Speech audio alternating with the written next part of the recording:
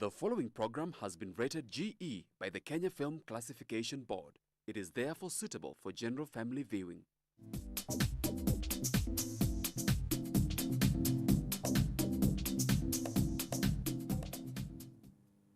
Hello viewer, welcome to CHUNGU cha JAMII. I'm your host Eunice Mugo. Today on the show we've prepared a topic of why are marriages failing?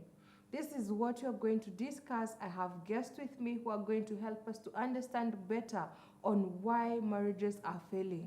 What is your take on that? Send in your question, your comments across all our social media networks. That's GBS TV Africa. Our SMS line is 21144.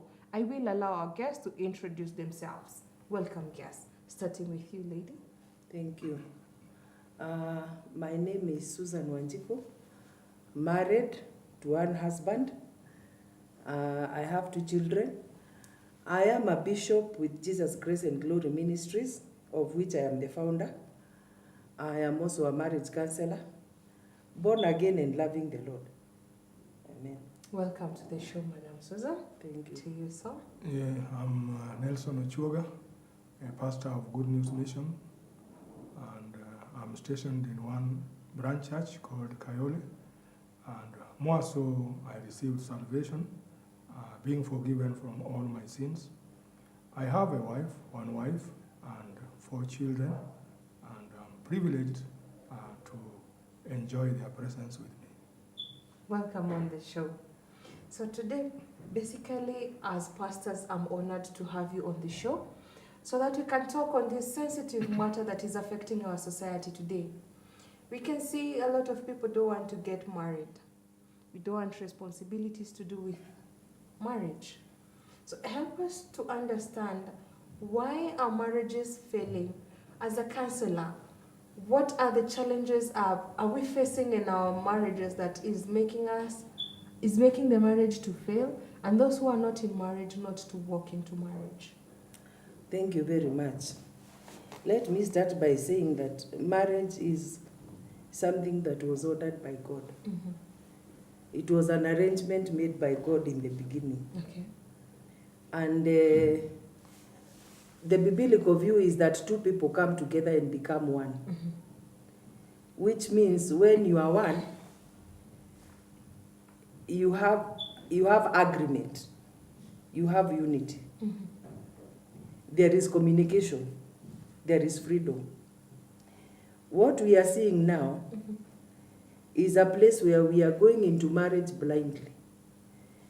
Most people are going into marriage, first of all, without counseling, without even the concept of what marriage is. Some are going into marriage because they are lonely. Some are going into marriage for financial gain. Mm-hmm. So what I would say the problem is first the intentions Mm-hmm. that are making people get married. Mm-hmm. When you have the right intentions, when you know why you are getting married, working at the marriage will not be hard. As a counselor, what I have observed is that people go into marriage with the feel-good emotions. People get married emotionally because I feel like I want to be with you, I love you, without the knowledge that emotions at some stage will fade. And after the honeymoon, the rubber will meet the ground. Let me interact and ask. Yes. The rubber will meet the ground. That one is so much agreed upon. But when we say, other than feeling of the feel-good feeling, and we marry because of love, Yes. is it love going to sustain us the long way? Let me explain. Mm-hmm. The kind of love I'm talking about is the emotional kind. Okay. When we talk about love that is biblical, Mm-hmm. it is very practical. You see, when you go into a marriage because of how you feel, Mm-hmm. what will happen tomorrow if you don't feel the same way? What will happen tomorrow if what you expected or the expectations that you had are not met? Love, according to the Bible, is work. If you read 1 Corinthians chapter 13, we love it very much. What does it say? It is not selfish. If you look at all the explanations of what love is, it could be very hard because it calls for a lot of forgiveness, it calls for a lot of perseverance, a lot of patience. So when I say we go into marriage with feelings, I mean the kind of feelings that we feel because somebody is new. But when I say the rubber meets the ground, it is when you now have to live with this person 24/7. You wake up in the morning, he's there. You go to sleep in the evening, he's there. The things that you could be able to hold in because you are not together, he's there. When you wake up without makeup, he's there. Pastor Nelson, what is your take on the same? I'd want to hear from you. Because now I'm wondering, if I have to wake up without a makeup, are you going to be angry with me? I mean, actually makeups make us look two different people. Because once I'm pimped up, I'm dulled. But when I'm not pimped up, I'm just Eunice. What is your take on that? I'm so thankful that we are trying to talk about it. As my bishop has said, I'm thankful because when the rubber meets the road, and it means now you have to be together and you have to be used to one another.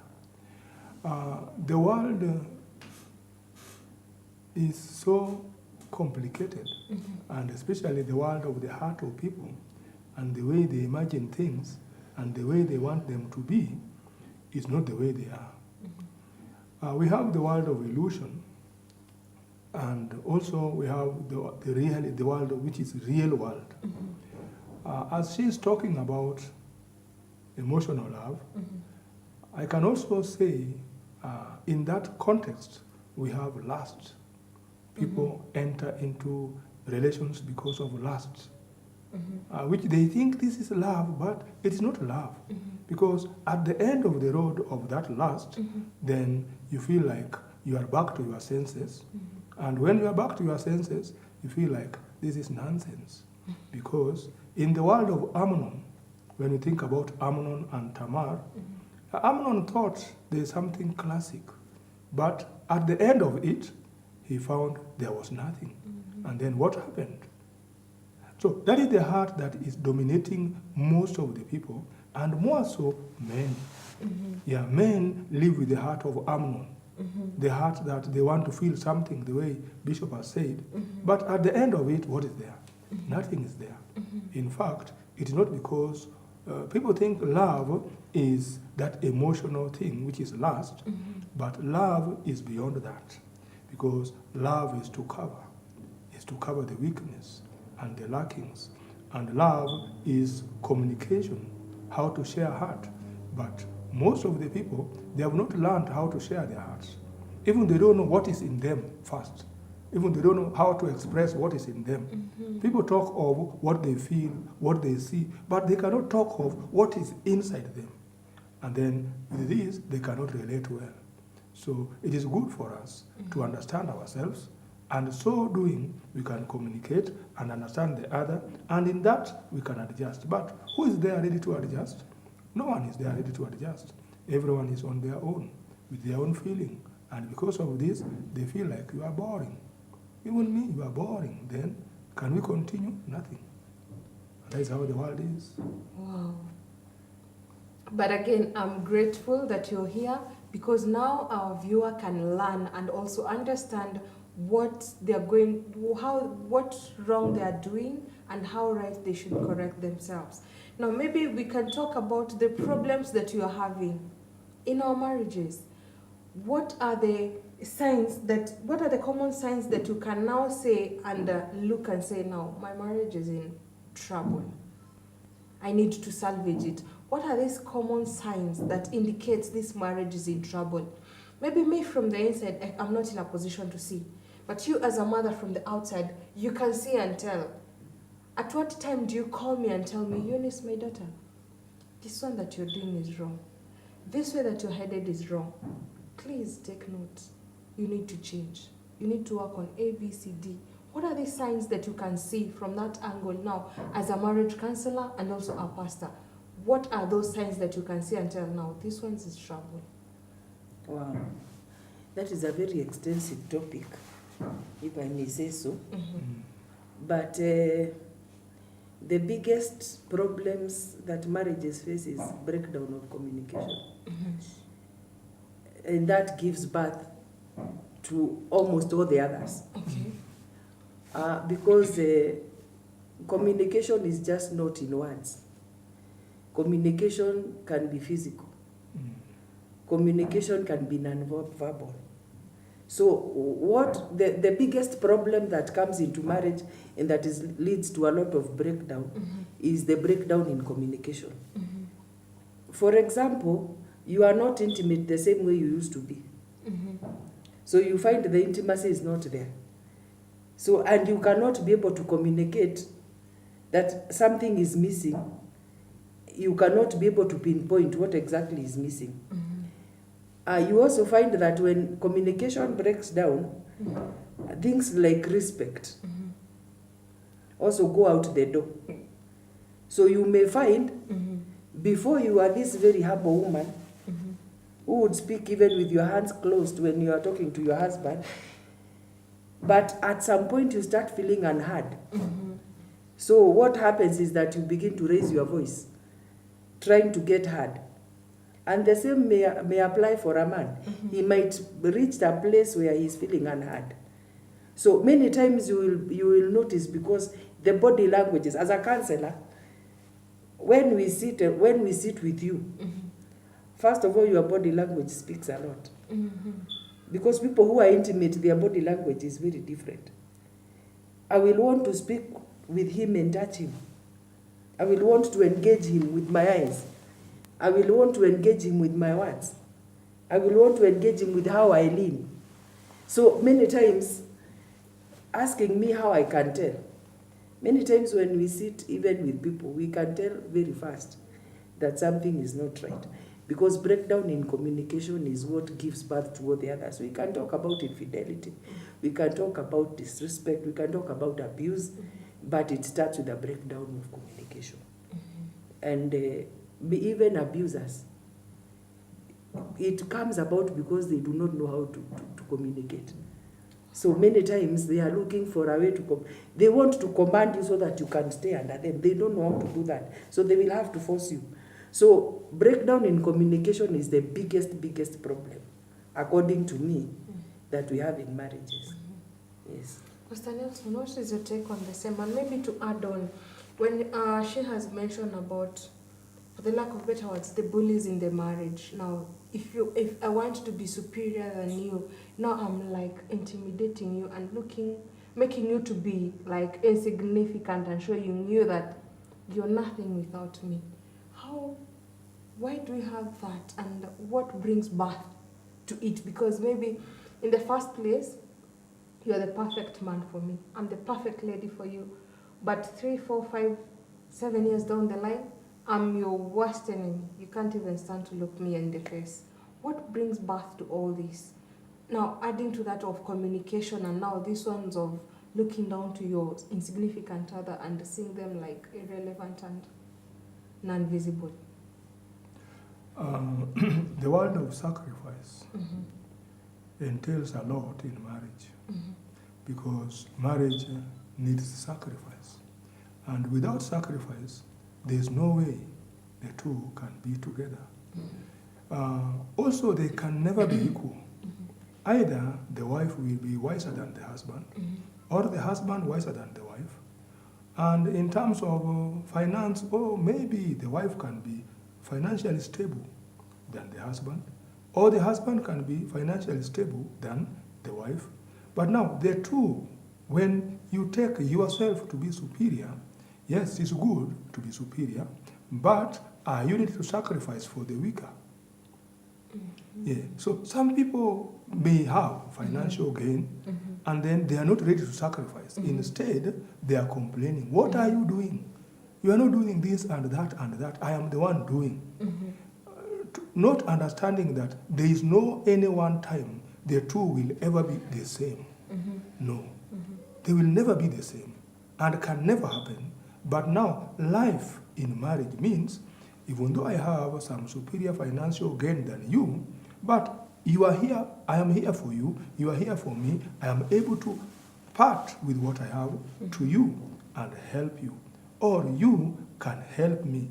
And when we sacrifice like this one to another, then that is the meaning of life.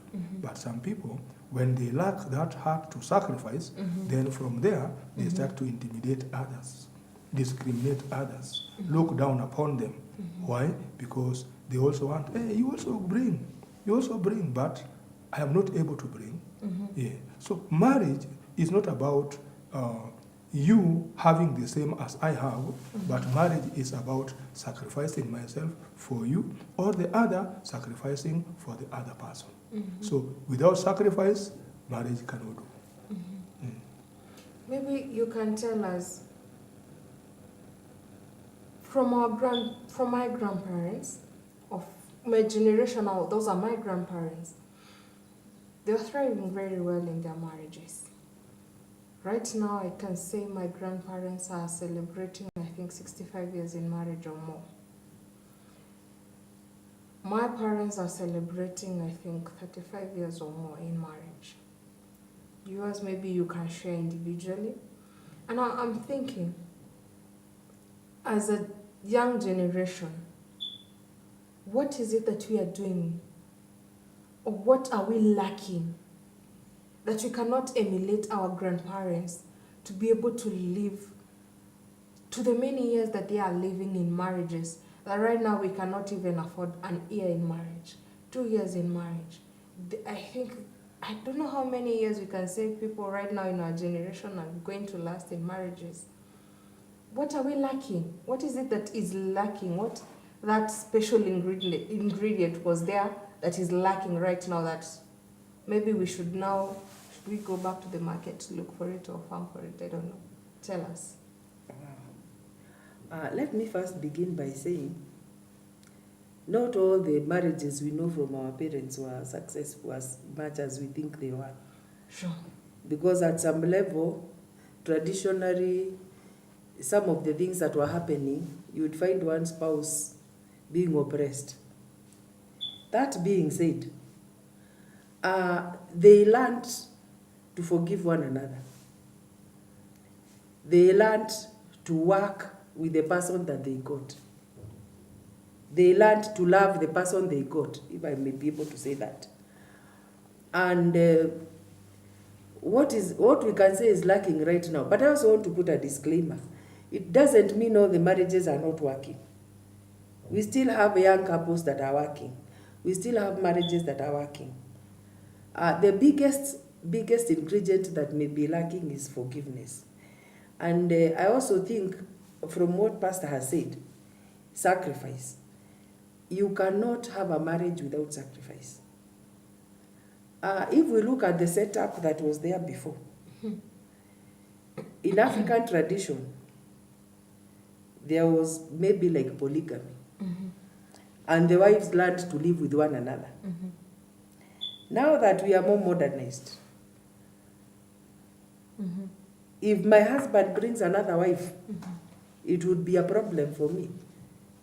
But I also want to say, during the days of our fathers and our mothers, what I said about communication, there was communication. Because you would find when a man wanted to marry another wife, you'd sit down with his wife and tell him, now I'm going to bring you a co-wife. Wait. I'm going to bring you a co-wife. Yes. Is it optional? That one is not optional. You've just stated, you're just making me aware to know you're bringing someone else in the picture. And also now, maybe to add on that, now that you're bringing someone else in the picture, and with our generation, it will be a very big problem. Is it that now evolving? Because with the disclaimer that you've put, marriages, some are working and others are not working. With our parents, it was the same. If maybe, for instance, they came from a marriage that was not working, then I wouldn't want anything to do with it. I'll be looking and saying, I don't want anything that my parents have gone through. That's enough trauma. Maybe the battering, it was there. And I'll be saying, if marriage ni kuchapwa, let me just stay as I am. Exactly. If I may finish my train of thought, the reason we're having so many saying I do not want to get married, that is why I said about our parents' marriages. Some of them were working, some of them were not working. And if you look at the bigger percent, they looked like they are working, but there was a lot of discord. Because when as I was saying, when you sit down and tell somebody I'm bringing you a co-wife, it was not optional. But there was that, clear communication. Nowadays, if we look at the marriages that are there, somebody wants to be with 3 wives, but they're hiding all of them. So what happens is that I will find out on my own. Because when if you are able to communicate, then you are giving that person a choice to either remain in that kind of plan or to opt out. But when you do not communicate and you hide, and then again, right now when we say marriages are not working, what are we gauging that upon? Because right now, if I can say, what you are saying is that a woman would be bashed and beaten and they would still stay in that marriage because of family. I want to hear the male perspective, but after this short break, because like she has mentioned, you're the man of the family. You come and say, I want to marry another wife. Do you give me a chance? Because I understand the reason as to why our generation are hiding is because I won't agree. That is why they are hiding. Because at that particular time of our grandparents, it's because they had no say. For lack of better words, in African society, women had no voice. Not only that. Just hold on that. We'll come back to it after the break. Viewer, I hope you're learning as much as I am. Send in your question, your comments across all our social media networks. That's GBS TV Africa. Our SMS line is 21144. We'll be back shortly.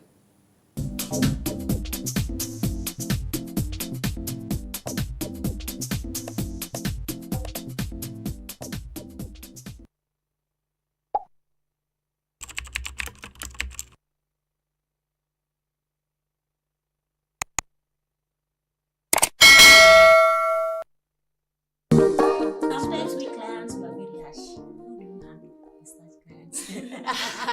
I try and sort them. Yeah, let them win. But are there products for men? Yeah. For men, utapata tu wako tu sawa. Hata mtu anaoga tu na anatoka na ako sawa. But also they also need to take care of their skin. For men who suffer, there are men who find that when they shave, they have those bumps. Yeah, there are products to tackle that. Yeah. I wanted to ask, which is the best soap to use on your face? Like any soap is okay. Your skin. The best is a foam cleanser. A foam cleanser. Yeah. Kwanzia 11 a.m. to 12 p.m. we are here with you. Just keep interacting with us and we'll get you everything that you need. The skin is iendelee to glow and you feel great too.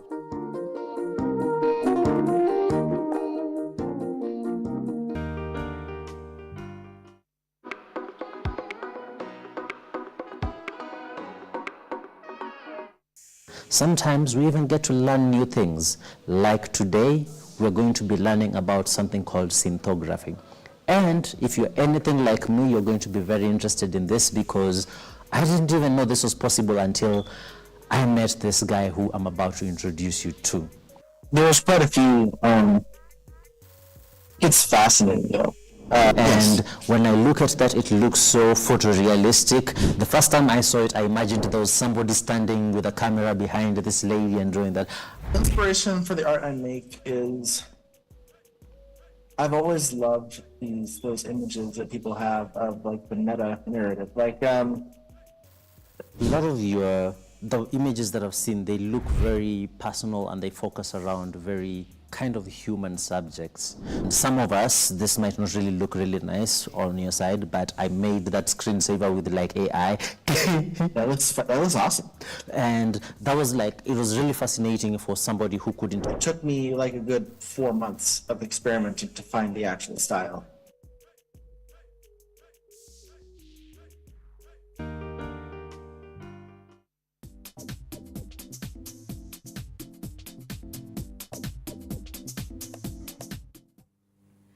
Welcome back, viewer. This is CHUNGU cha JAMII. Today we are talking about why marriages are failing. Before we went on a break, we have learned that when the rubber meets the ground, things change. If you got into marriage with the feel-good feeling, then it's not going to last you long. But rather, you're supposed to be intentional and know why you're getting married. Be ready to sacrifice. Be ready to be patient and learn this person and look away from the weaknesses that they are holding and think of how you're going to build your home and marriage. So before we went on a break, we were talking of our grandparents, the man of the family coming in and saying, I want to marry another wife. That's a statement. It's not a request.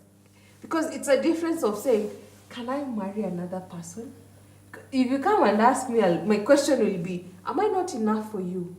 That is the defense mechanism you're having with our generation. And that is why we are so much against infidelity. Maybe you can give us the male perspective, because it was the male who comes and say, I want to marry. I'm marrying.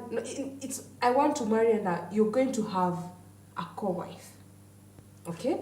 And now, with our generation, we are not a partaker of the same. Maybe as you answer that, can you also put this in mind? If I'm the wife, and I come to you and tell you, I think I want to be married to another man, would you agree? Good. You have put in the questions very well, and they are really fitting. What we have to know and what we have to understand is that in those olden days, the husband was the head of the house, and being the head of the house, I think there was some misunderstanding of I am the head of the house. But more so is because women had no say in that society. And in that society was a society of grabbing the possession, especially land.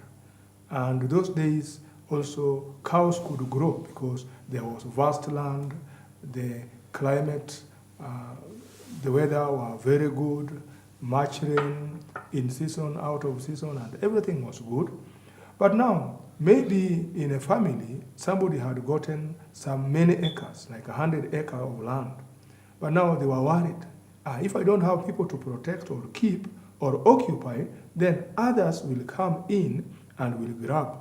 So because of this, men thought, for me to occupy this space, it's better I marry more than two, more than one, so that so and so you can occupy that, so and so you can occupy that. So it was just a way of possessing and keeping the possession of the husband. Also, those days, money was not a problem because life was somehow cheap. As long as you could get food, it was almost enough. But days have developed, and these days we need money, education, and so forth. And as it develops, it has come to a point whereby now even there is no shamba, there is no enough land. Many men have no land. So because of this, they resort to, I don't need to marry many. But there's that side chick thing. This side chick thing is because they don't have enough and they don't know how to place it well. And that's why they go to their side chick. But in those other days, because women were many, and women also will feel like, hey, you are nonsense. You came to me 2 months ago, and then how will it be? And so the olden days, they were having techniques of how to survive. How? By maybe we have the co-wife or the wife of your brother, like this. So how was it happening? Because I also heard that when a parent had gone out, or the husband had gone out, so when he was to coming in a homestead, because a homestead was having like 5 houses or 5 women, then he has to shout from outside. So why shout? That to bring an alarm to the home that the owner of the home is coming. So if there's anything that was not right in the home, then it should be arranged. Should be arranged. Why? Because this is like, you have to know, men have to know their weakness. Because you have many, and then are you able? No. But you are able to feed them. But are you able to be with them one by one? Then, because of this, they also knew their weaknesses and did not want to bring themselves down. That's why they had a technique. Before they enter into the homestead, they were shouting, "Hey, why couldn't you arrange this? What? And then the home gets settled, everything is arranged, and there was not only one gate. There were even side, we call them exits. We have exits. So there is entrance and exit. Exits are small way out. And this means what? I don't want to talk about it, but it meant something behind men in the society. I think you should help us to understand there's something behind men in the society, because now I'm thinking, when you say that when you're coming home, you have to start like, these shoes are on the way. I was not sleeping in the first place. That is what our generation is looking and saying, if Dad could shout from that gate till here, simply because things are a mess, and Mom was not just seated. If I was seated and sleeping, well and good, but I was busy doing something else. Then how are we going to salvage it? Because now I'm thinking, Maybe we can talk about dynamics. yes, please. Because the dynamics of those marriages are not the same dynamics in what we are having now. Mm-hmm. As he said, traditionally, a man had a right to do whatever he pleased. Mm. And there was, even going to school was a man's forte. A woman was supposed to stay at home and take care of the man. So, and the dynamics were, the man were able to do it because even though a man would be drunk or whatever, there was a whole land for the woman to till and get food. Where did the land go? Now, that is why I'm talking about dynamics. Okay. The land was there because the population may have been fewer. But right now, the population is more. And the dynamics are changing. The women got land. They went to school. And they realized that I am a human being. And there are some things that should not be done to me because I'm human. Not necessarily because I'm a woman, but because I'm a person. So they learned that a man should not oppress you simply because he's a man and you're a woman. So the dynamics changed. And when we are saying marriages are failing, it is just that the dynamics changed and people became wiser. And you see, traditional African setup taught a man that he should have his way. But the truth is, the marriage is not about a person getting their way. Marriage is about two people coming together to create a family. And I always say, it is not about giving 50-50. Many people say, we are in marriage, you should give 50-50 so that we get 100%. Biblically, that is wrong. It is about each giving 100%. And if you will allow me, if you read Ephesians 5, many people like to refer that when they are talking to the woman, submit to the husband. Sadness. If you read that Ephesians, it begins with submit one to another. That is how it begins. And then it talks about Christ being the head of the man and the church and giving everything.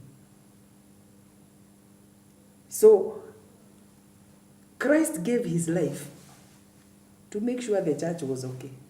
For a church that was not good. So marriage is about sacrifice Not necessarily because the partner you got was good. But it is about a decision. And I know we don't have a lot of time. But usually I say, why do we make the love for a husband and a wife different from that we have of a child and a mother, or a child and a father? Because you are willing to put up with a lot of nonsense for your children. You are willing to put up with a lot of shortcomings for your children. But why are you not willing to put up with the shortcomings of this man? Why are you not willing to put up with the shortcomings of this lady? Yes, you thought she will come and put order in the house. You found out she is not able to wash clothes and wash utensils. She's working. She comes in the evening, she wants to stretch her legs.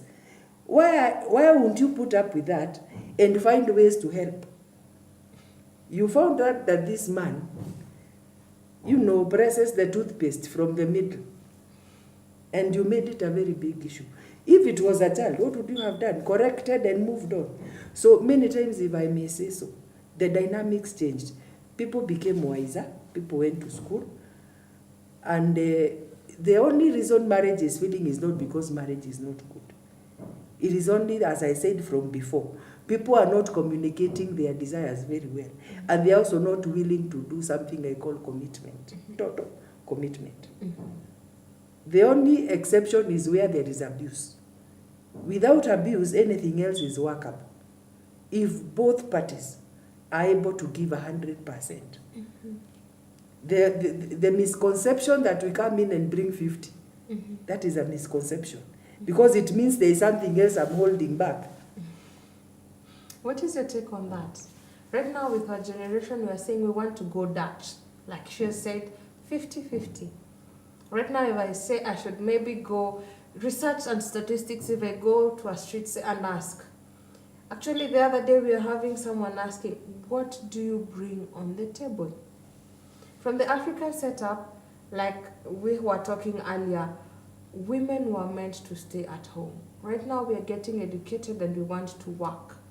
But again, with our education and wanting to work, we're working for us, not for us as a family. Because how we are taught, a man is the provider, a man is the sole provider of the family and should be taking care of everything. So whatever I come in with, so the whole package is me.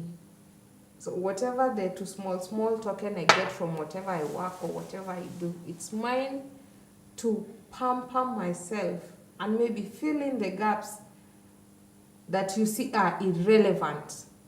And you should focus with the relevant. What is your take?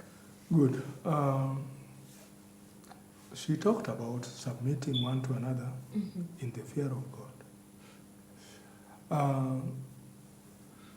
If it is submitting ourselves in the fear of God, then it means as I stand before God and serve God, I'm doing this in my marriage, not for her, but before God.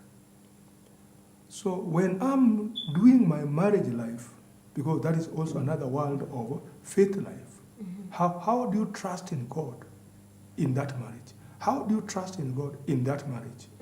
So I have my wife, I have my children. So how am I serving them? Or how are we together? Not for them, but for God.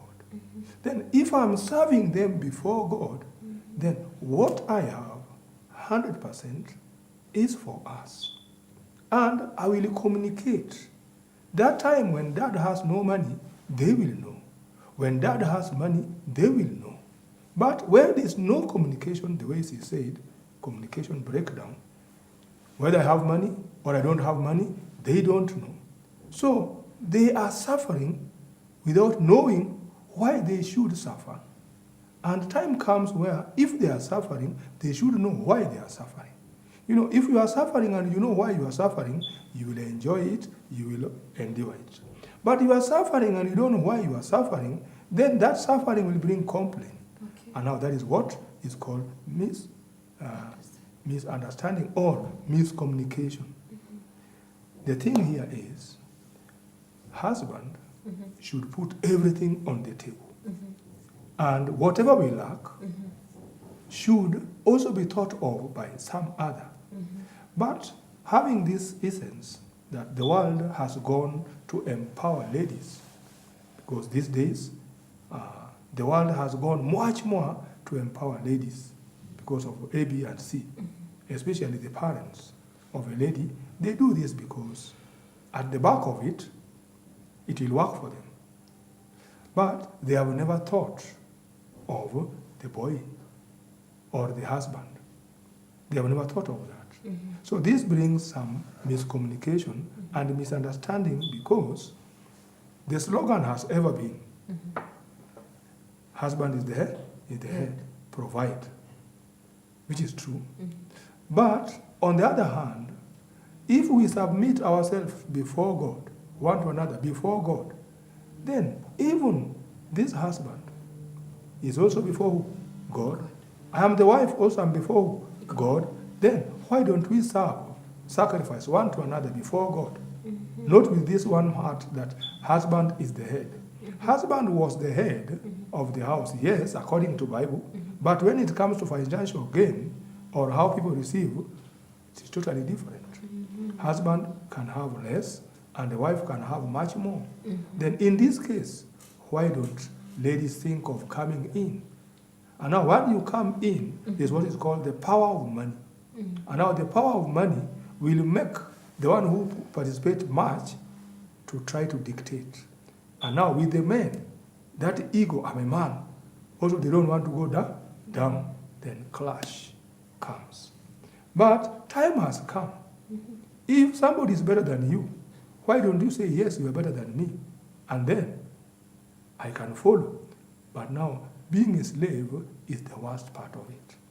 Yeah, because I have the power of money and then I make you a slave, that one does not make sense. Sure. Maybe we can move on and also want to understand what are some of these external factors that are affecting our marriages today. Maybe you can talk to us about them and tell us, A, B, C, D, these are the external factors that you should look on, and this is how they are affecting our marriages. Well, I will begin with where he has left off. You asked a very crucial question. Men being providers. The Bible says a woman is a helper. And I know the minutes are very few, but I want to quote Proverbs 31. Many times when we preach Proverbs 31, we want to say the woman wash utensils, keep your house. But if you read it very well, it talks about a woman who is a merchant or a merchant. A woman who trades. So, from the beginning, the order of God was that I am making a man, yes, but he needs a helper. So, for marriage to work, whether you are earning more in our setup, you have to realize you are a helper. And what does this mean? It means that respect, whether the man is earning more, the respect should be the same. If he's earning less, the respect should be the same, both ways. The other thing I want to speak about, if you read Genesis chapter 2, it talks about now the man will leave the mother and the father. And shall feed them. I want to bring this into the mix, and I know it is very controversial, and many times it has been. But the moment you bring in another human being, I'm saying human because a marriage is between a man and a wife and God. So they are already three entities. But the moment you add in anybody else to have a say in that marriage, that external pressure, because why am I saying this? Hold on to that. Let us take a quick commercial break, then we're going to be right back. Thank you. Viewer, stay tuned. We are going to be right back.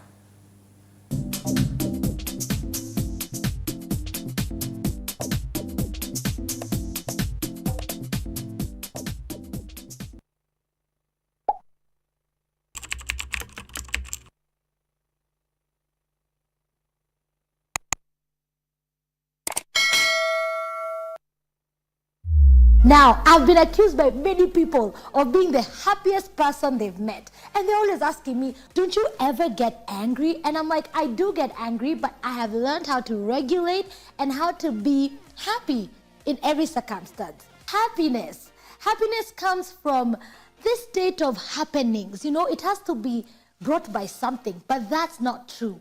You can create your own happiness. Putting too much pressure and too much expectations on other people is going to set you up to not be happy. I want to introduce you to one more thing that you must absolutely avoid. You must do what you've been called by God to accomplish. I want to encourage you to look deep inside you and find what is the thing you like to do, what is the thing you do well and you enjoy doing. And with that, you'll be able to know this is a gifting that I have, and you'll feel more fulfilled, you'll feel more purposeful, you'll feel more, you feel like you're achieving more, even if your current situations don't allow it. But you know what I've learned? That everyone is on their own journey. You are fearfully and wonderfully made, and God loves you so, so much. I pray that you can see that He did a good job making you, and that you'll appreciate yourself and love yourself even more and be able to, share now that love with others, because it first starts with loving yourself, and then you can love others. So do that from a place of abundance.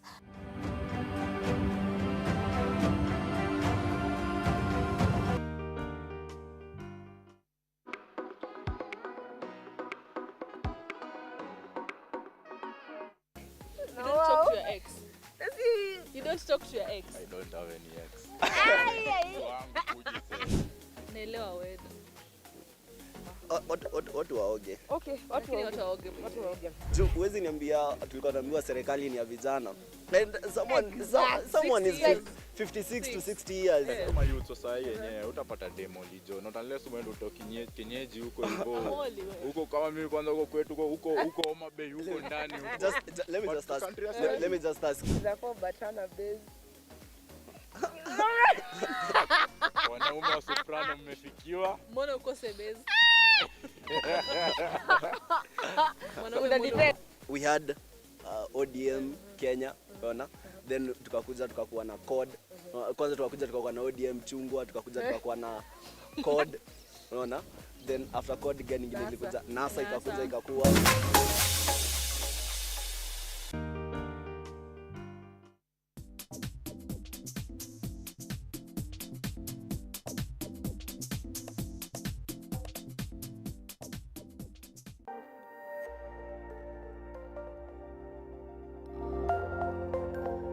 Everywhere, GBS. Welcome back, viewer. This is CHUNGU cha JAMII. Today we are talking about why marriages are failing. In our current generation, marriages are not staying for long. Our young people don't want to walk into marriage. What is it that is making us to not want marriages? What is it that is making our marriages that those who are in marriage are falling out of marriage? Send in your question, your comments across all our social media networks.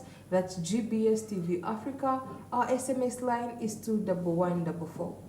So before we went on a break, we were talking about the dynamics and also the changes, and you were talking about what was there before in our grandparents' generation and what is there now.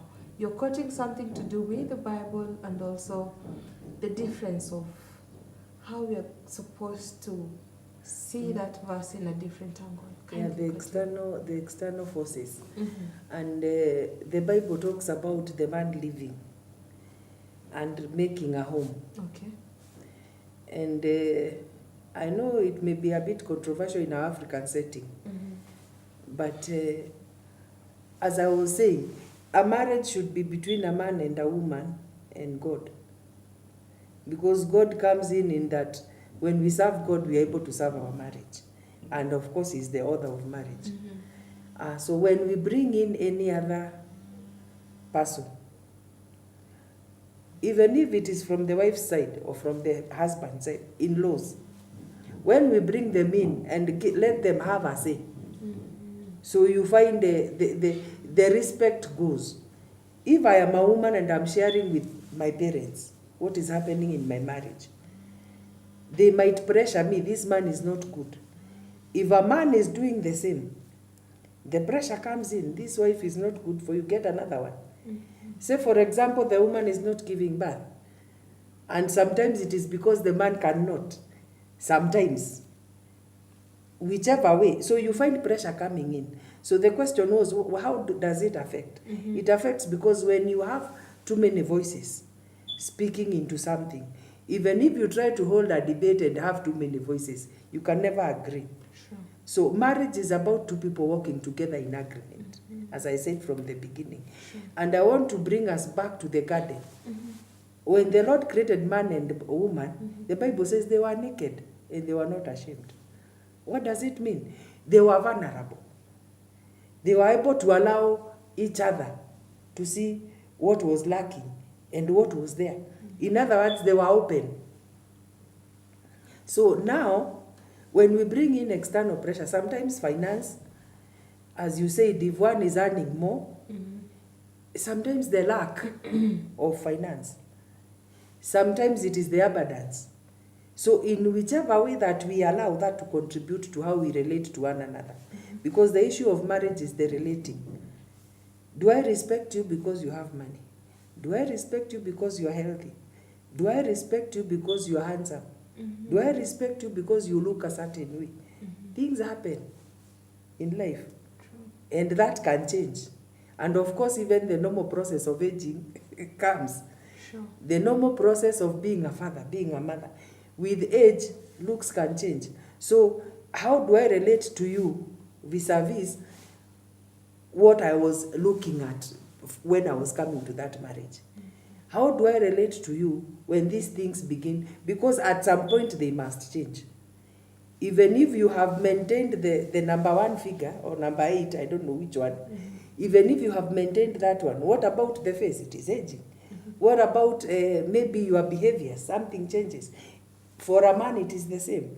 So when those external are the ones we call external pressures, many times it's about what do people think. We allow others to speak about what they think concerning a husband. What is their view of who a husband should be? What is their view of what a wife should be? Sure.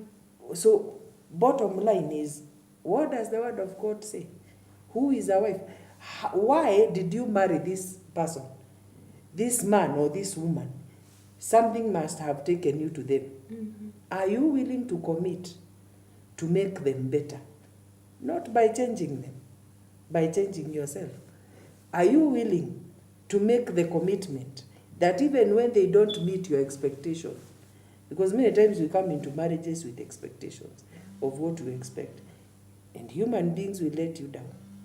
So if that happens, are you willing to be committed to work on it? Yes.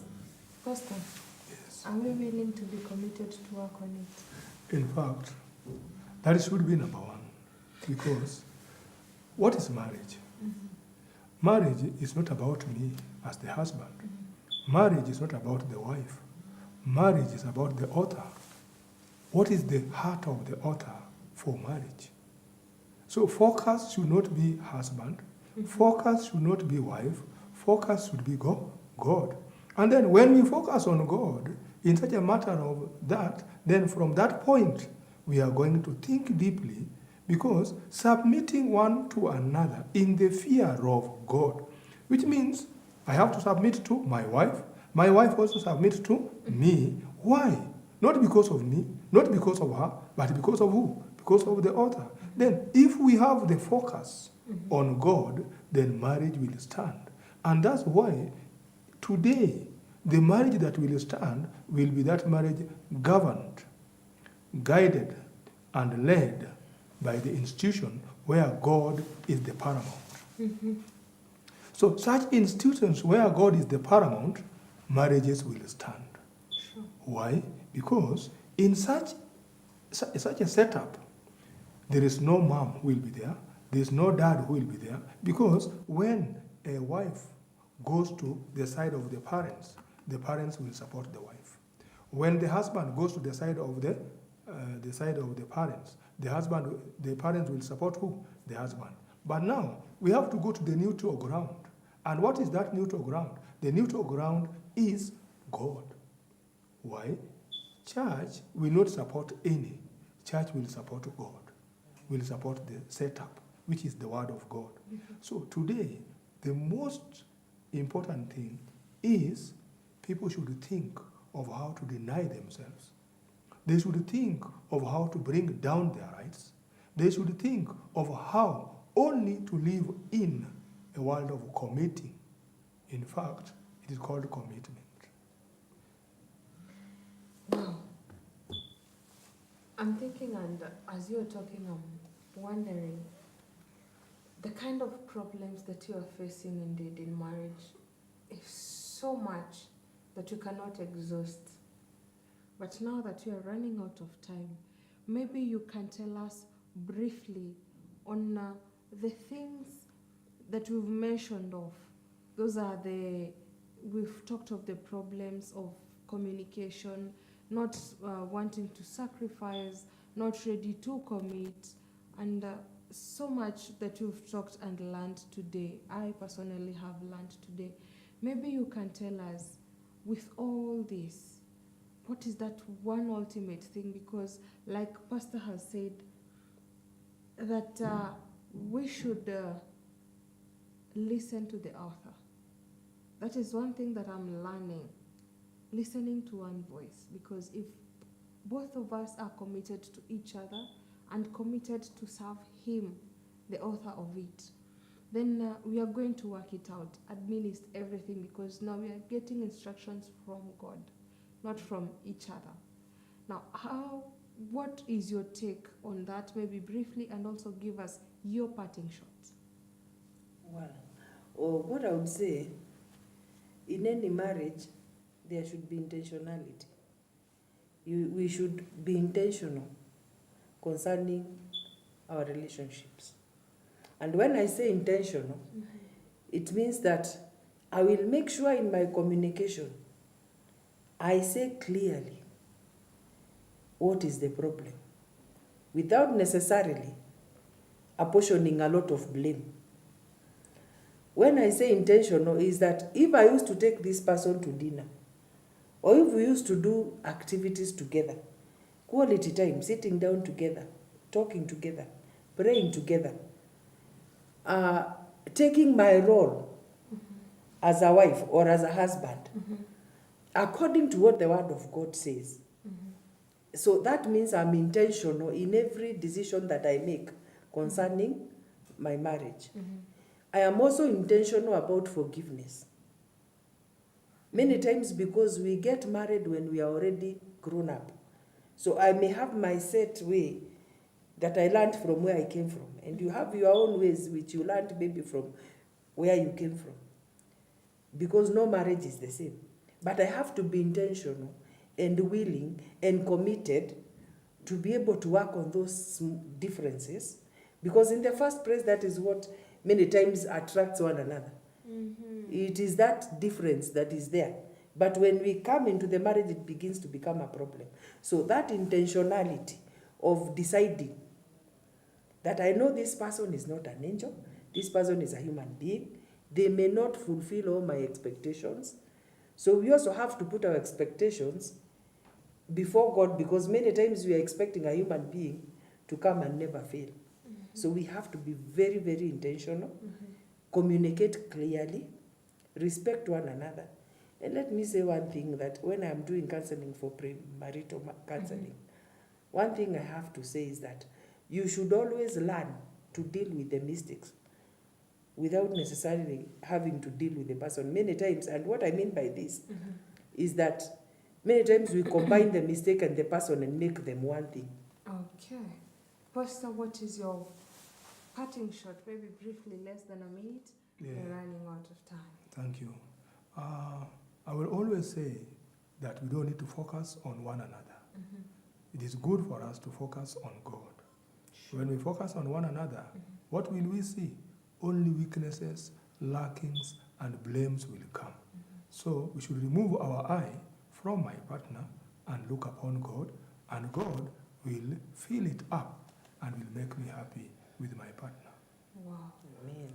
You should look up to God, and God will fill it up for you. Instead of the shortcomings that you're seeing, God will fill the void, for lack of better words, or the correct words. True? Viewer, I hope you've learned as much as I have. We cannot exhaust this at this only. So the next time we're going to have you, we'll talk of the solutions to this. Now, today we've talked about the problem so much.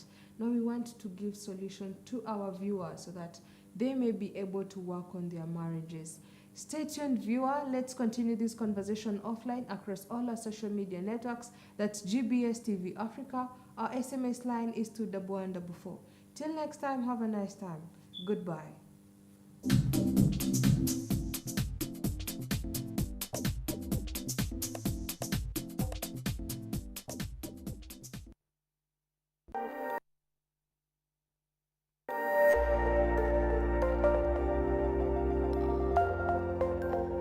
Everywhere, GBS.